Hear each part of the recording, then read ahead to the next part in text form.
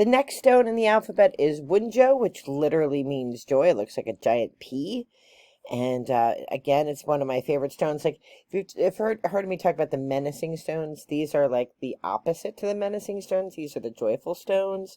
And when you pull this stone, it's really a call from Spirit to remember all of the joy that you have in your life and all the joy you can bring to the lives of others and all the joy that's brought into your life. So even if you're in a miserable mood, you know, Spirit could be reminding you to be joyful, to return to joy, right? We come to this physical life to learn lessons, but we're supposed to have joy as part of those lessons. So the modern interpretation: joy and happiness, harmony and unity, personal fulfillment and success, emotional well-being. I can't speak today. I'm sorry. Positive change and growth, love and connection, good luck and fortune, wish fulfillment. And here are the journal prompts. Spark of joy, like when's a time that, like joy has just come upon you.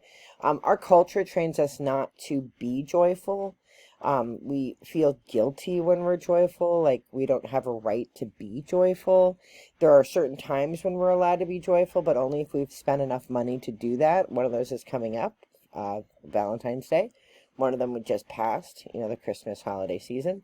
So, our culture sort of dictates when we're allowed to be happy, and we're supposed to be miserable and wanting more all the rest of the time. Don't fall into the trap, right? So these positive stones are going to lead up to the menacing stones, which we begin with Haggalas, which is next. And, think about all the joy before we think about all the chaos, right? And gratitude is, intentionality, being thankful for all the things. Not just the things that we think we're supposed to be thankful for, but all the things. That you woke up under your own accord, that you're wearing clothes that you got to pick out, and that you got to purchase, and that you get to wear, that you get to do the things that you get to do. Now, these are all gifts of Spirit, right? And it's the gifts of this physical lifetime.